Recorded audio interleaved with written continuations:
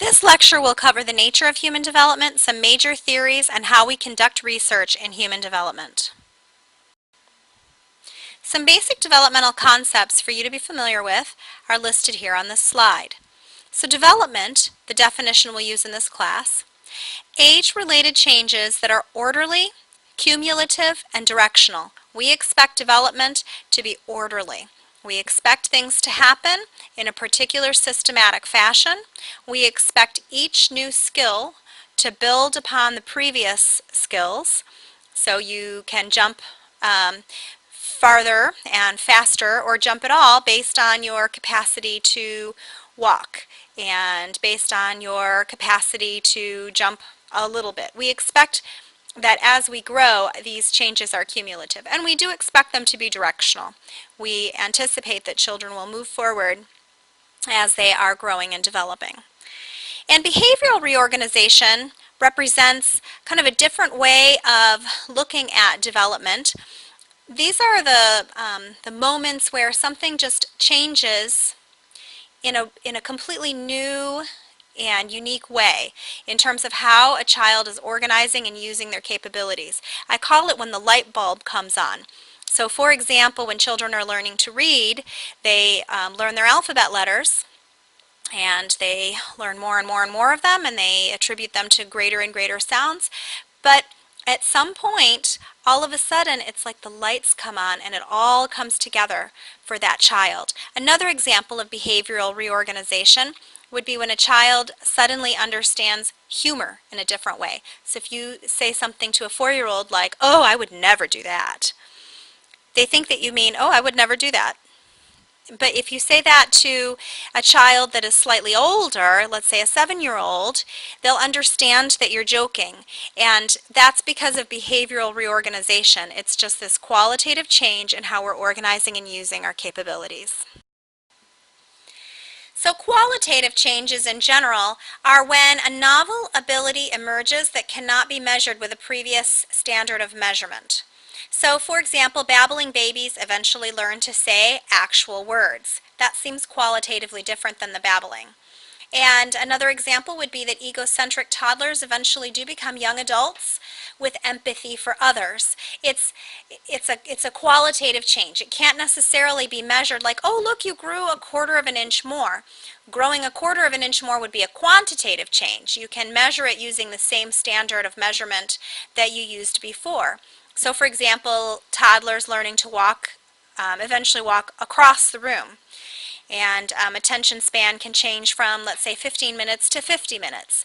That would be an example of a quantitative change. You can measure it in minutes this time, you can measure it in minutes that time. I will say that in terms of looking at qualitative changes, sometimes we think that a qualitative change can be quantified if you're looking at it more closely enough. Maybe not everything, but some things that we consider to be qualitative changes, if you really break it all the way down to a teeny tiny standard of measurement, sometimes it can be looked at more closely. So that's why sometimes you will see the same concept described as quantitative or qualitative over time.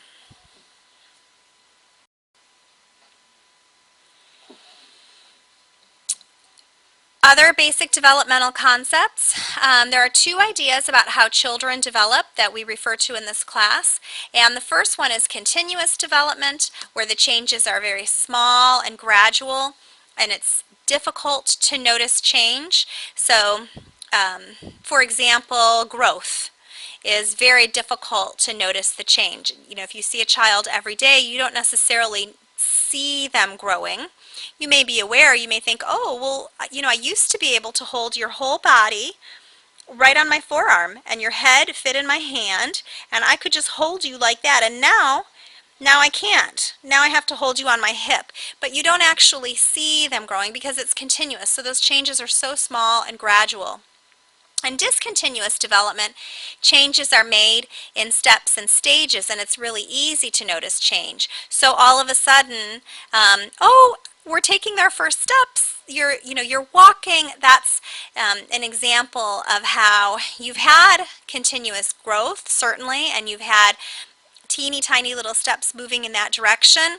But on the other hand, you have this big leap where you have this big change that's made in a step or stage, and it's very easy to notice that suddenly there's a big change. So let's say the onset of puberty would be an example of discontinuous development. It's entering a whole new stage, and it's easy to notice big changes. So other things about basic developmental concepts. Normative development is your typical or average development for all children. So when we look at milestones, for example, when we expect children to start talking, to start walking, to start to be fluent readers, to develop their teeth, and to lose their baby teeth, those are all things that we're looking at thinking about normative development. It's what's typical or average of all children. But of course, we also have to look at individual development. These are variations around the normative course of development. So, for example, a height and weight chart is a really common thing that's normed and that we look at in terms of normative development to make sure that a child is, kind of meeting the same benchmarks as their peers in the same kinds of ways. But if you take a premature baby and you put them at their 12-week height and weight, and you compare it to normative development, well, that baby's going to be a lot smaller because that baby was premature. So in that case, usually the child does not fit on the bell curve of normative development, depending on how premature the child was. And what you'd look at instead is you would focus more on individual development, and you would say, okay, well, the baby is 12 weeks old. Is the baby gaining a sufficient amount of weight? Is the baby growing in the way that we want to see them growing? So we would look at individual development.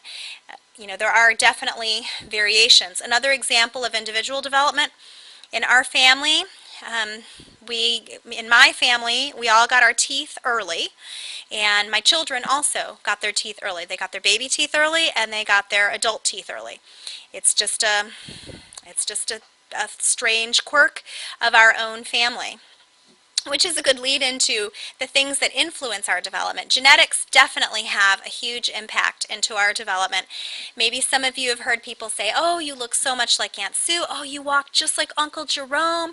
And people will, point these things out to you because our genetics are a part of who we are and how we develop. I remember when my son was 5, he has a very good friend whose parents are both well over 6 feet tall, and my husband and I are closer to like 5'4", 5'5". We're just not tall people, and my son had said to me, Mommy, I'm turning 5, and my friend, he's not going to be 5 until September. So will I be taller than him when I turn 5 next week? I said, no, you will never be taller than your friend. He said, you don't know that? Yes, I do. I do know that no matter how old you are, you will never be taller than your friend. So genetics definitely influence our development. And then there's our own personal developmental history. So for example, a child with a history of health issues may have delayed growth, for example. So my son got very, very sick at 18 months old, and then he developed Lyme disease at 4 years old, and both of these things had a tremendous impact on his height and weight, and that was something that made a pretty big difference for him. And so your developmental history in terms of how you grow and develop, that also of course is has to be taken into account. And then there's your environment, which has a tremendous influence on your developmental history as well. What are you exposed to? So this is why you see in families where, let's say, parents are runners, then you see like 4-year-olds that are really good at running, and they can run a long time, and they really like it, and and you also see you see that with other kinds of sports too. So if you have basketball players in the family, then the kids are, start to become, really good basketball players by the time they're, entering school, because the environment supports the development of that skill. The same is true with, any other kind of skill, let's say music. So I have a friend actually who she had, she was adopted, and in terms of her own developmental history, she was, just seemed to be, just really exhibit a real curiosity about music. That was something that just seemed to be part of her personal characteristic. And in her environment, she grew up in a home where there was a piano, and there was always music playing. And the family legend is that she had gone over to the piano and she had started picking out a tune, and she was only 3 and a half, and it was a recognizable musical tune, and the parents said, oh, well, we should get her some music lessons, and they got her a teeny tiny violin, and they started her in music. And because the environment was supportive, and because just in terms of her own development, she had very well developed fine motor skills for a 3 and a half-year-old. That's something that enabled her to master the violin in ways that would be more successful than a child, let's say, with poor fine motor skills. And anyway, she grew up to be a concert violinist in a major orchestra. And when she reached adulthood, she discovered that her biological parents were also professional musicians. So very interesting to think about how her, her development really exhibits all three of those things, because she could have picked out a tune on the piano, and if there wasn't, an interest to grow and foster that, perhaps, that genetic predisposition, toward music and to be very good at it. And I mean, I think there was really something genetic there. Not everyone grows up to be a professional musician, even though many of us enjoy music. But her developmental history made a huge contribution, and certainly so did her environment.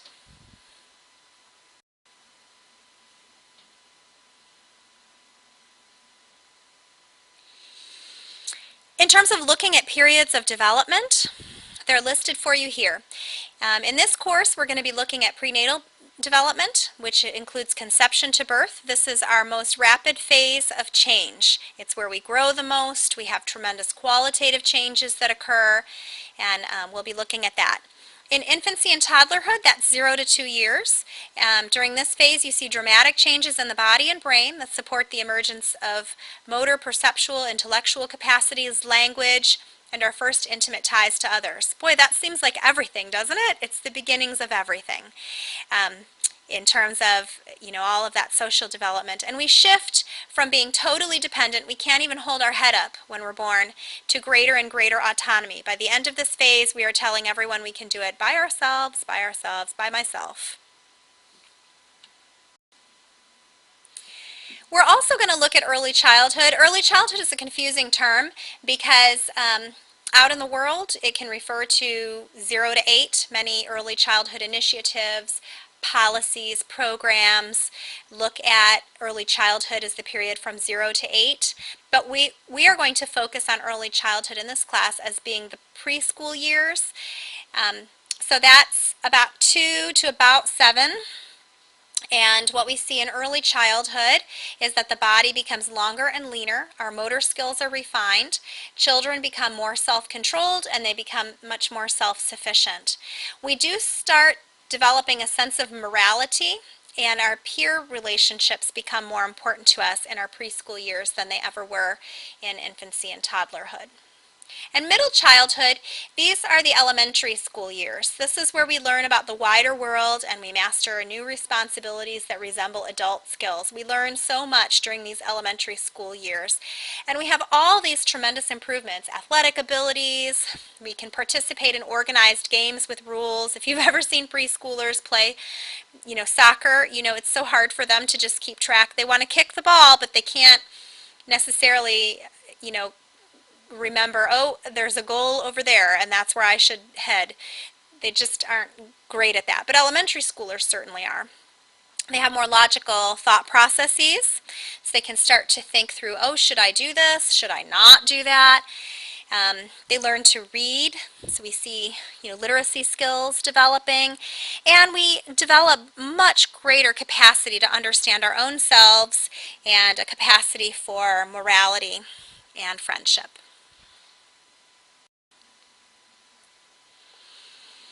Adolescence. In this class, we'll be looking at 12 to about 20 years will be our definition. It's our bridge between childhood and adulthood. It's where you develop an adult-sized body and sexual maturity. Our thought in adolescence becomes more abstract and idealistic. We can think about abstractions. Elementary schoolers are not great at that. They're very rigid. School achievement becomes far more serious because young people are preparing for the world of work. And we start to define personal values and goals and establish autonomy from our family. So taking a look at historical foundations, we have three major theories to look at. Now, John Locke was really one of the first people to really articulate a clear theory of child development. And his theory is best known by an expression that he came up with. He said that children are tabula rasas, which means blank slate. And he said children are blank slates to be written on by life's experiences. And so he was, very much talking about it's the environmental things that occur, and that's what molds and shapes you and informs your development. Now, Jean-Jacques Rousseau, he talked about human development occurring naturally in stages. He was definitely a stage guy, and he said, well, this will occur as long as nothing interferes with it, as long as society allows it to do so. And he also coined the term noble savage. He said children are noble savages. So that was a departure from the idea that maybe children are innately wicked. And he said, no, they're not innately wicked. They're noble savages, and what happens is that we grow and we develop and we, and are able to understand other people and see the world and learn about the world around us in stages, and it just occurs. And then Darwin is included in our theory of human development because he really talked about some foundational concepts related to development overall that are highly applicable to human development. So he talked about adaptation. That was a really important contribution that he made, and he talked about through natural selection we acquire common traits that help us to be adaptive, and it increases our chances of survival. So for example, the idea that, oh, well, babies are so cute that people will want to care for them. Like, that's part of our idea about why we retain fat. Now, we also retain fat because we need it for cognitive development, but just that that there are certain ways in which we're built and formed, and some of our reflexes that help to set us up for survival by making it more likely that we will we will survive and be cared for, and babies learn how to elicit the response from adults that they want, and that is really part of what he talked about in terms of adaptation.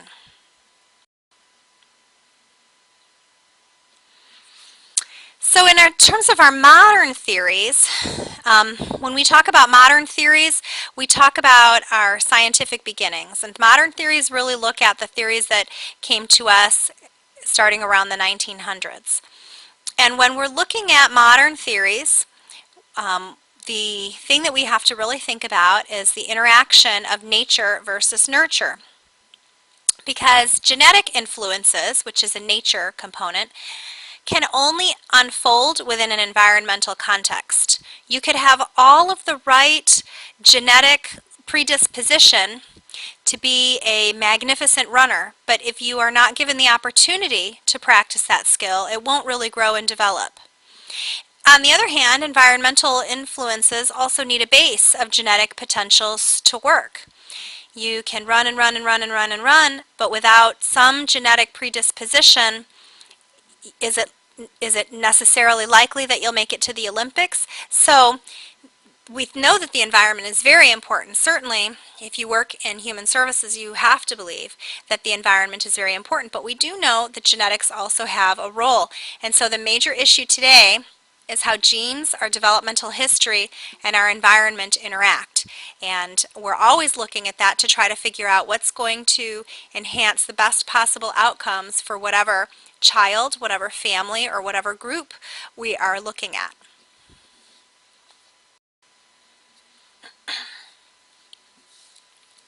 Here are some major cognitive theories of development that are going to be covered over the course of this semester. So Piaget's theory of cognitive development, he identified normative cognitive development from birth to 12 years. He looked at it in terms of ages and stages. Piaget, his theory was really important because he kind of set out milestones for us. He really identified that normative development. And Piagetian theory is frequently called constructivist theory because in Piagetian theory, children are active learners. They're not passive. It's not just that they're receiving something. For example, if you think about tabula rasa, blank slate, almost like somebody is writing on them. But Piaget emphasized it differently. He said, no, but children construct their own learning. They seek it out.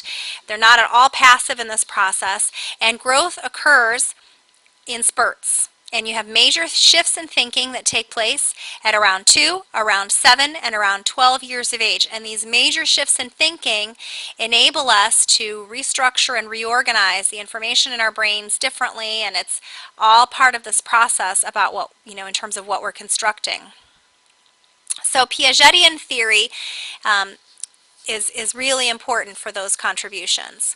Now, information processing looked at cognitive development in a different way, and it compares thoughts to the workings of a computer. So information processing theory really looks at being more efficient and making improvements, let's say in attention, memory, and thinking, and those kinds of strategies. So whenever you have an approach, let's say, that's using acronyms to remember something, like the notes of a treble clef, for example, using every good boy deserves fudge, things like that have an underpinning of information processing. While we're using strategies for efficiency, with information processing theory, you talk about inputs and outputs and things like that. And Vygotsky came along and he said, I believe in constructivist theory, certainly, but Vygotsky believed that Piaget did not sufficiently emphasize the social and cultural processes in which thinking originates. He said that's fine that children are constructing their own learning, but who's handing them the materials that they need to construct? Who is supporting them, and who is helping to hold up that structure as they're building it? He just really felt that it was such an interactive process in terms of the environment. One of Vygotsky's major headlines is he talked about the zone of proximal development. And this zone of proximal development is the zone where a task is, approximately, almost out of reach, except with the help of a more seasoned person, like a peer or a teacher, an older child that has already mastered that particular thing. So you want to support that person or scaffold that person just to the point that they can, complete that task with just the tiniest little bit of help. That's the zone of proximal development. It's proximal. It's almost there. And his theory is called sociocultural theory because he so heavily emphasized the interaction of society and the cultural piece and all those processes, and said that's a really important part of how we learn.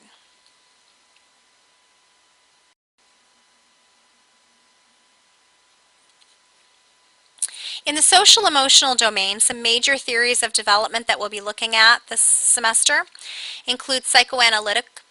And Freud and Erikson also laid out ages and stages, but instead of in cognitive development, like Piaget did, they're really looking at social and emotional development. And both Freud and Erikson said that early emotional experiences are very powerful and they influence later development.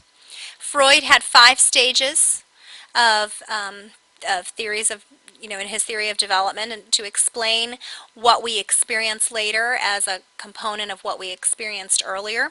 And Erikson identified 8 stages in his social and emotional theory of development.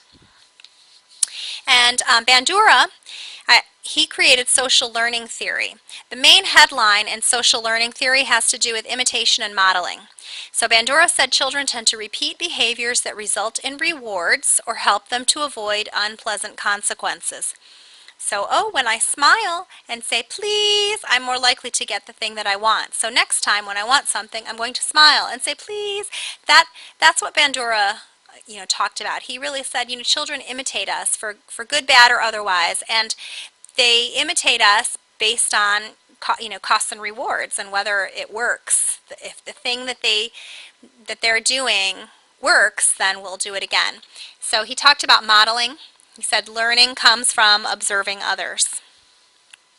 And Bowlby's adaptational theory talked about predisposition. And he said babies are predisposed to behave in ways that promote closeness with their caregiver. So Bowlby would look at things like reflexes and say, well, those are not just adaptational, as Darwin may have said. It's really about specifically eliciting closeness from a caregiver. It's specifically, those reflexes are specifically designed to make sure that not only I get cared for, not just for survival, but for my own social and emotional thriving. And Bowlby believed that attachments are biologically built in, and it unfolds through a sequence of stages. So when we do things like kangaroo care, where you put the infant on the mother's naked skin, you have that skin-to-skin contact, that has an underpinning of adaptational theory. And it's specifically around that social and emotional theory, bonding, and promoting closeness.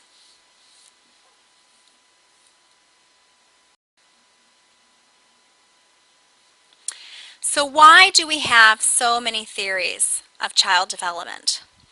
Well, different theories focus on different aspects of development. All of the theories that we've talked about are really important. They all bring something to the table, and and it's really helpful depending on what you're looking at. If you're looking, looking at whether a child is exhibiting normative development and something very specific related to their thinking, then it really makes sense to look at Piagetian theory. If you're trying to figure out what's happening in the context to support that child in their learning, then it really makes sense to think about it from a Vygotskian point of view. I mean, our knowledge of human development is a work in progress, and as I said, depending on what you're looking at, different theories can be very useful, but they're all true and they're all helpful depending on what you're orienting on. Now, theories do disagree on certain things. So some theories will emphasize gradual development versus development in stages. So some will take kind of more of a qualitative approach or a more quantitative approach, and some theories more heavily emphasize early experiences, such as Erik Erikson's theory, versus current experiences, what's happening right now in the current moment around you. And some theories are very specific about particular aspects of our thinking or of our social and emotional development, versus looking more at generalities. So as we go through these different domains of development, and as we go through them in the different age groups, you'll find that these theories have these, little, just different emphases. Disagree is almost too strong of a word. It's just that some theories more heavily emphasize one thing over another, and some theories are more oriented toward nature, and some are more oriented toward nurture, but they're all true.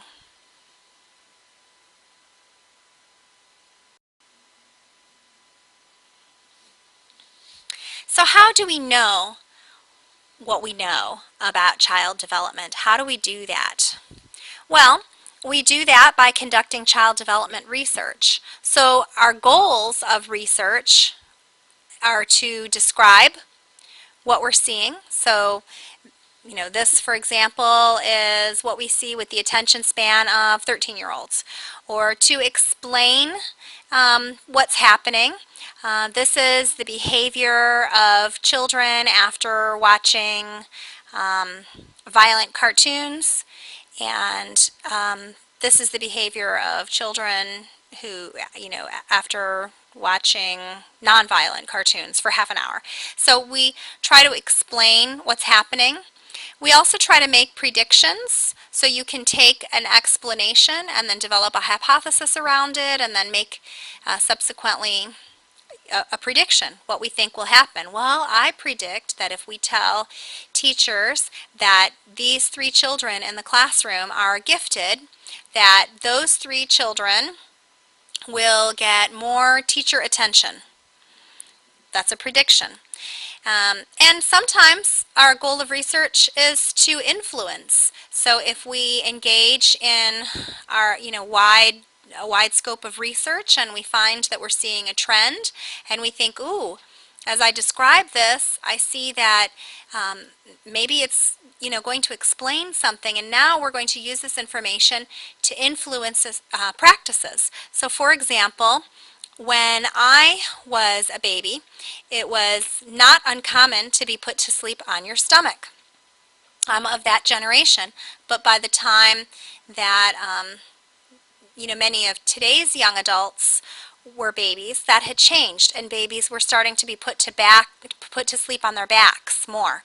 Definitely, babies of the new millennium are put to sleep on their backs, and that's something that's been a huge campaign. It's even written on newborn diapers in English and in Spanish, to put your baby on their back to sleep, the Back to Sleep campaign. And in some ways carrying out such wide sets of research that really look at the association between tummy sleeping and SIDS, we've influenced our behaviors as a result of that research. We want everyone to put their babies on their backs to sleep now because there is that association. Tummy sleeping does not necessarily cause SIDS, because not every child that tummy sleeps dies of sudden infant death syndrome, but since we see that there's an association, then it's important to influence this behavior as a public health issue. So there are 2 types of research to be familiar with. Experimental research is where you set up an experiment. You usually have a control group, and you make a prediction, and you say, this is what I think is going to happen.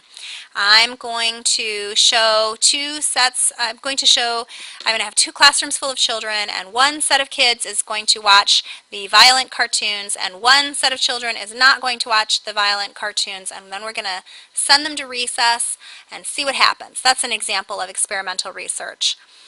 In child development, you can't always set up something to be an experimental task. There are too many ethical limitations. For example, you can't say, well, let's give these kids a really good reading program and let's let these kids flounder and see how it all works out.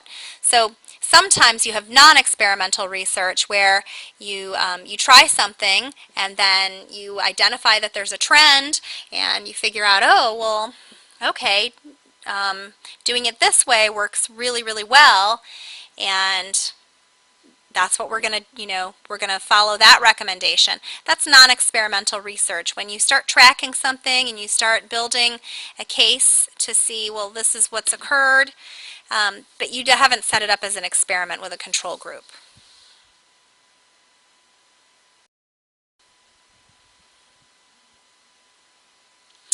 Some ethical considerations for child development research are listed for you here. The first is the family's physical and mental health safety. So for example, perhaps you're studying the effects of child abuse, rape, domestic violence, something like that. Maybe you're doing interviews. Of course, anything where you're really looking at physical and mental health safety is generally not experimental research, but it is research nonetheless. And maybe what you find is that it is making things worse for the child. So perhaps it's traumatizing. In some way it's just not working well. you always have to take into account a family's physical and mental health safety. So you have to, think about how you set up whatever it is that you set up to protect the physical and mental health or safety of a family. And then, of course, they have the right to refuse or withdraw from the study if it becomes clear that physical and mental health is being compromised by participating in the study. So, right to refuse or withdraw from the study, I think that's self-explanatory, but for example, let's say parents are participating in a medication study at any time. You say, oh, well, we have this great new treatment for attention deficit disorder. Well, maybe parents agree to participate in the trial, but if they think that it's negatively impacting their child, they can stop that medication study at any time. Another example, let's say there's a study looking at the use of spanking in elementary schools. That's still legal in some places. And parents can choose to not allow their child to be spanked. Actually, that's something that happens when we do research in schools that spank, is that a lot of parents were sort of unaware that that might still occur, and then they send in the note indicating like, wait, not my kid. So in any case, you have a right to refuse or withdraw from a study. And parents have to have informed consent. So they have to know what you're studying. If somebody's participating in your study, they have to know why, and they have to know what it is that you're doing, and you have to be very clear, and then they can, you have to have consent from anybody that's participating in a study. Like if it's an infant, then the parent has to consent. If it's an older person, if it's a minor, generally parents do need to consent. If it's an adult, of course, the adult can consent. But if it's a child that is old enough that you can have a conversation with them about what you're doing, you usually ask for their consent as well. Hey, 12-year-old, I'd like to interview you. Do you consent to this? Can you sign off on that? And then, of course, the 12-year-old signing off is not going to be enough. You also have to have the parent signing off. But in order for that consent to be informed, it means that you did tell them exactly what's going to happen. Okay, we're going to have 3 half-hour sessions, and I'm going to interview you, and it's going to be really helpful so that we can find out about, mental health.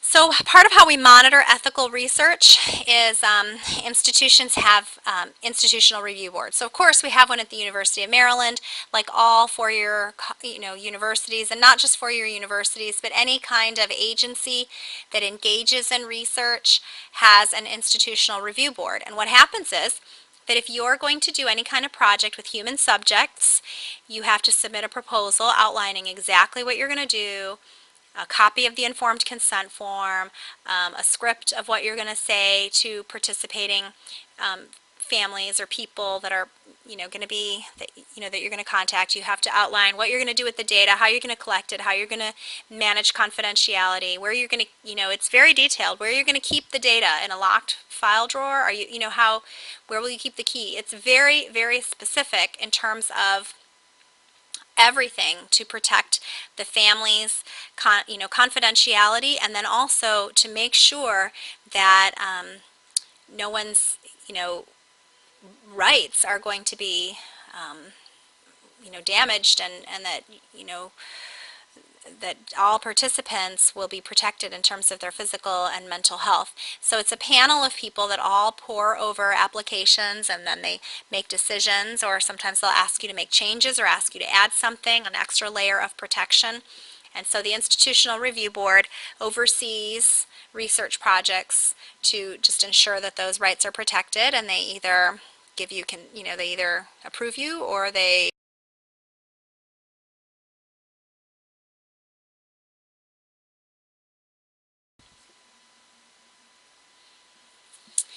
So finally, in terms of research methods, it's important to be an informed research consumer. You want to be cautious about what's reported in the media, because sometimes people will take just a tiny little slice of something and makes a good talking point, and then they'll it gets reported and it gets repeated all over, and that's really important. Also, you want to know the difference between group averages and individual needs. Just because something works for a very large group of people doesn't necessarily mean that it's appropriate for a specific child in a specific situation that you're looking at. You can't overgeneralize either from small samples. So just as you can't, if something's true for, large groups of people and doesn't, let's say, take into account, I don't know, children living in a rural environment or children who are English language learners. Just because something can't be generalized from large populations down to smaller populations, you also, if something is done with a teeny tiny little population, what's true for 10 kids may not be true for everybody either. We can start to look at issues more closely, and we can draw some ideas, but research has to be rigorous. It has to be replicated in order to really be the final word. A single study will not do it. Correlations do not show causation. So I gave you an example earlier in this podcast. I talked to you about SIDS, and I said that putting your baby on your tummy will not cause SIDS because some people do not, some people tummy sleep and they don't die of sudden infant death syndrome, but there is a correlation between tummy sleeping and SIDS, but it's not causation. And of course, you always want to consider the source of the information that you are hearing. That's an important aspect of being an